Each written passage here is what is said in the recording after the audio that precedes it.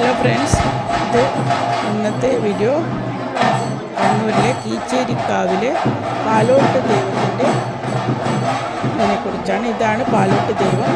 ഇത് കിരീടം വയ്ക്കാത്ത പാലോട്ട് ദൈവത്തിൻ്റെ ചിത്രമാണ്.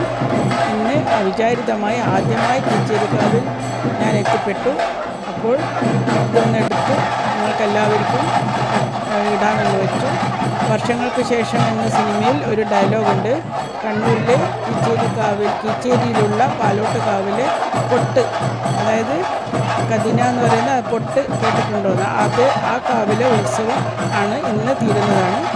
ഞങ്ങൾ വിചാരിക്കാതെ അവിടെ എത്തിയപ്പോൾ ഇതാണ് പാലോട്ട് ദൈവം. പാലോട്ട് ദൈവത്തിൻ്റെ മുടി, അതായത് മുടി എന്ന് പറഞ്ഞാൽ കിരീട ഭാഗം, മത്സ്യത്തിൻ്റെ വാലിൻ്റെ ആകൃതിയിലുള്ള കിരീടം, അത് വയ്ക്കുന്ന സമയമായിരുന്നു. അതുകൊണ്ട് അതെല്ലാം വിശദമായി കാണാൻ കഴിഞ്ഞു. അതിൻ്റെ മുഖത്തിൻ്റെ വര, മുഖത്തെഴുത്ത് എന്ന് പറയണം, അത് ഇതിൻ്റെ അവസാനം വരുമ്പോൾ ഫോട്ടോയായിട്ടാണ് ഞാൻ ഇടുന്നത്. വർണ്ണനാതീതമായ ഒരു കലാ വൈഭവം എന്ന് തന്നെ പറയാം ഇതിനെക്കുറിച്ച്. ആ സമയത്ത് വേറെ 3 തെയ്യക്കോലങ്ങളും കൂടി ഒരുങ്ങുന്നുണ്ടായിരുന്നു. ഒന്ന് ഞങ്ങൾക്ക് കാണാൻ പറ്റിയുള്ളൂ, മറ്റേത് ഇറങ്ങിയിട്ടില്ല.